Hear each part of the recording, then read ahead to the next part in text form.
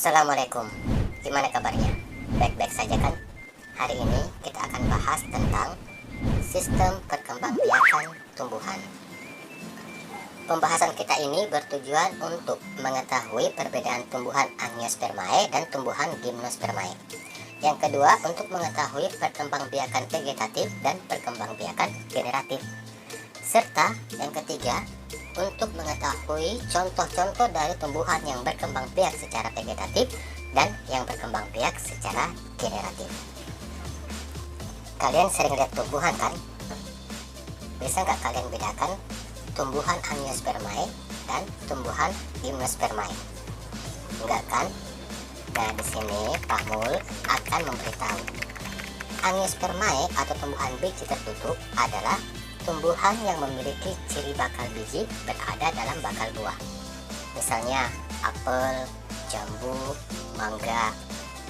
Gymnospermae, tumbuhan yang bijinya tidak tertutup kulit buah atau berbiji terbuka. Contohnya pohon pinus, pakis haji, dan merinjung. Kita bahas Angiospermae dulu ya. Angiospermae ini berkembang biak dengan dua cara, yaitu secara vegetatif dan secara generatif. Vegetatif itu artinya aseksual atau tidak kawin, sedangkan generatif itu artinya kawin atau seksual. Apa iya tumbuhan bisa berkembang biak secara tidak kawin? Yuk kita simak penjelasannya.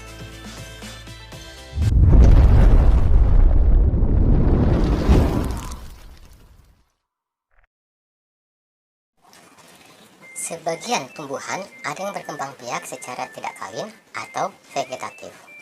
Hal ini disebabkan karena di dalam tubuh tumbuhan Angiospermae terdapat sel-sel yang dapat atau mampu untuk berkembang menjadi berbagai jenis sel penyusun jaringan dan organ tumbuhan.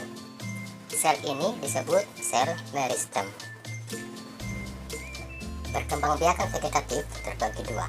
Ada vegetatif alami dan ada vegetatif buatan. Vegetatif alami artinya tumbuhan berkembang biak dengan bagian tubuhnya tanpa bantuan manusia.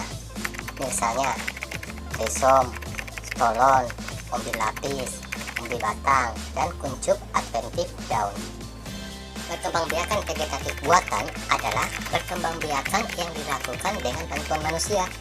Misalnya dengan cara mencangkup, merunduk, setek, dan lain-lain. Rizom maksudnya adalah tumbuhan yang berkembang biak dengan tunas yang tumbuh di batang, yang mana batangnya berada di dalam tanah. Contohnya jahe, kunyit, temulawak, dan lain-lain. Stolon atau geragi adalah batang tumbuhan yang menjalar di atas tanah. Tunas dapat tumbuh pada buku-buku yang terdapat di batang. Saat tunas sudah berakar dan terpisah dari tanaman induk, tunas tadi sudah mampu tumbuh menjadi individu baru. Misalnya pada tumbuhan stroberi. Yang ketiga, umbi lapis. Pernah lihat bawang merah? Itu merupakan salah satu contoh dari umbi lapis. Kenapa dikatakan umbi lapis? Karena memperlihatkan susunan berlapis-lapis. Lapisannya ini terbentuk dari daun yang menebal, lunak, dan berdaging. Bagian bawah dari bawang merah, tempat tumbuh akar, disebut cakram.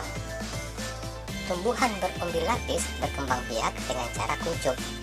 Tetapi kuncupnya itu tumbuh di samping, makanya dikatakan kuncup samping. Biasanya orang-orang menyebutnya siung.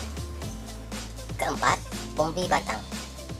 Umbi batang adalah tumbuhan yang mengalami pengembungan pada batang yang berada di dalam tanah dan berisi cadangan makanan.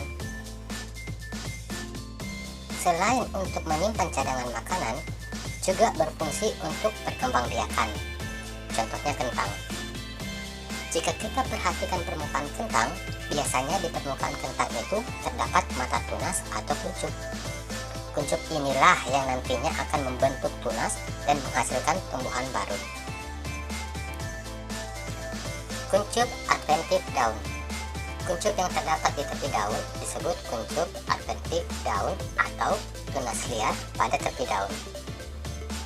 Kuncup ini dapat tumbuh di tepi daun karena pada bagian tepi daun terdapat sel meristem.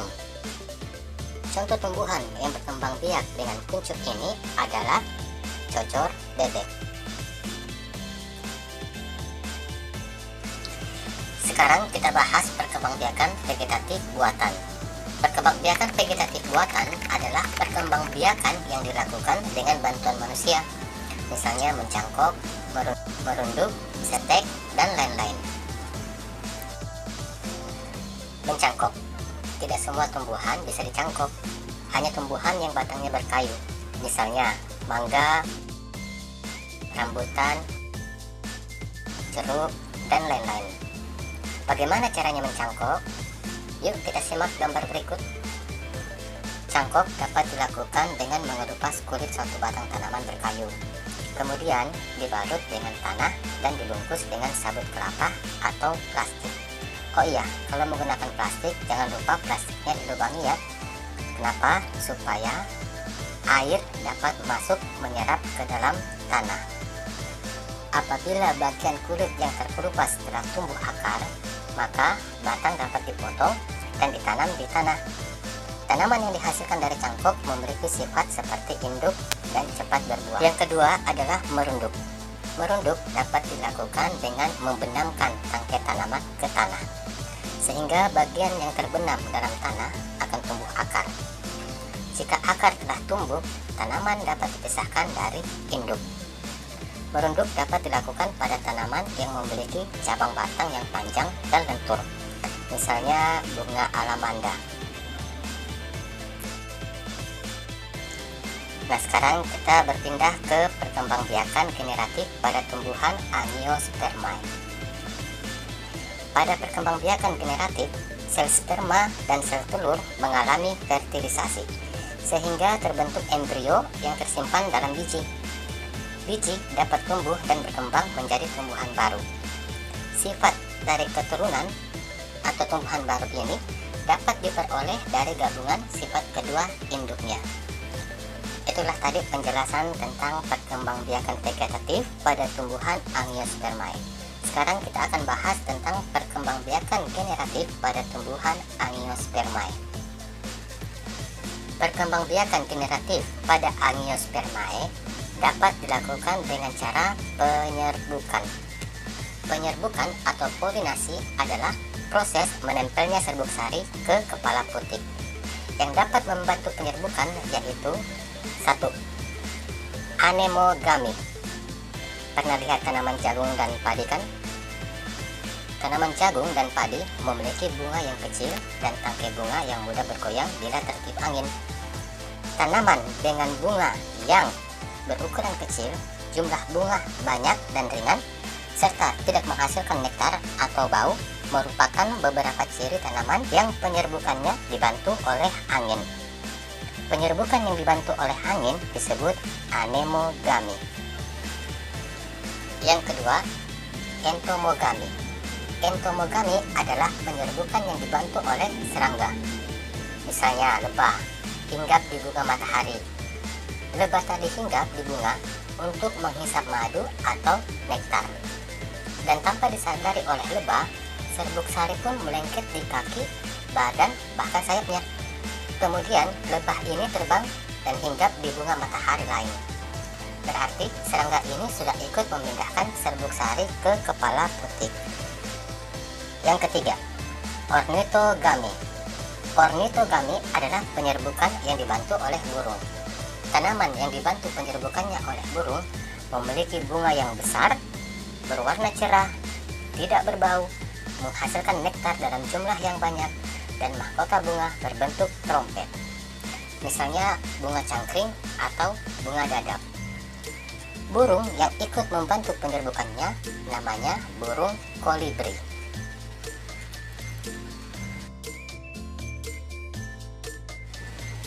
Chiropterogami. Chiropterogami adalah penyerbukan yang dibantu oleh kelelawar. Ciri-ciri bunga yang dibantu oleh kelelawar adalah bunga yang menghasilkan nektar, warnanya menarik, berbau, dan mekar pada malam hari. Misalnya tanaman kaktus. Yang kelima, antropogami. Tanaman anggrek merupakan jenis tanaman yang penyerbukannya dibantu oleh manusia. Tanaman yang penyerbukannya dibantu oleh manusia biasanya merupakan bunga yang berumah dua. Artinya, dalam satu pohon hanya terdapat bunga jantan atau bunga betina saja. Antropogami juga dapat dilakukan apabila serbuk sari suatu tanaman sulit untuk bertemu dengan putik, sehingga sulit untuk melakukan penyerbukan sendiri. Selain anggrek, tanaman yang penyerbukannya dibantu oleh manusia, misalnya tanaman vanili dan salak.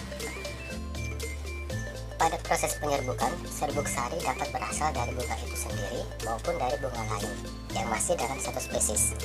Berdasarkan asal serbuk sarinya, penyerbukan dapat dibedakan menjadi beberapa macam, yaitu penyerbukan sendiri atau autogami, yaitu jika serbuk sari yang menempel pada putik berasal dari bunga itu sendiri. Penyerbukan tetangga atau deutonogami, yaitu jika serbuk sari yang menempel pada putik berasal dari bunga lain pada tumbuhan itu juga.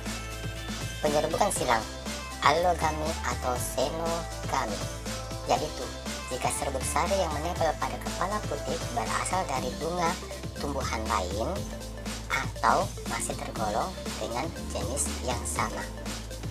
Dan yang terakhir adalah penyerbukan bastar, hibridogami, yaitu jika serbuk sari yang menempel pada kepala putik berasal dari bunga pada tumbuhan lain yang berbeda jenis atau setidaknya memiliki satu sifat beda.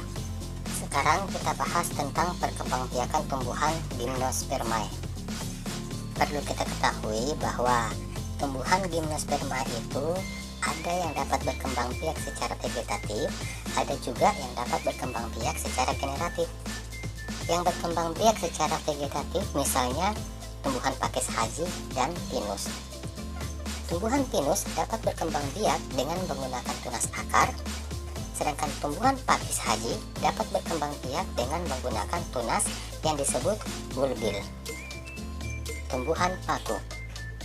Tumbuhan paku adalah tumbuhan yang tergolong tumbuhan Gymnospermae yang berkembang biak secara generatif. Lalu, bagaimana cara tumbuhan paku berkembang biak? Nah, sekarang coba simak baik-baik ya. Pada daun tumbuhan paku terdapat sorus atau kotak spora. Di dalam sorus terdapat sporagium. Sporagium itu tempat pembentukan spora. Spora ini akan keluar jika kotak spora kekurangan air. Spora pun menyebar dan tumbuh menjadi protalium jika lingkungannya sesuai untuk tumbuh. Protalium akan berkembang dan menghasilkan antheridium dan archegonium. Antheridium akan menghasilkan sperma berflagel atau berekor, dan archegonium menghasilkan sel telur. Jika sperma yang dihasilkan oleh antheridium sampai pada sel telur yang dihasilkan oleh archegonium, terjadilah fertilisasi hingga menghasilkan zigot. Zigot inilah yang akan tumbuh dari protalium menjadi tumbuhan paku muda atau menjadi individu baru. Demikianlah pembahasan kita tentang perkembangbiakan tumbuhan. Lebih dan kurangnya mohon dimaafkan. Jika ada kritik dan saran demi kesempurnaan materi selanjutnya, kiranya dapat dituliskan pada kolom komentar di bawah ini. Terima kasih atas waktunya untuk menyimak video ini. Assalamualaikum warahmatullahi wabarakatuh.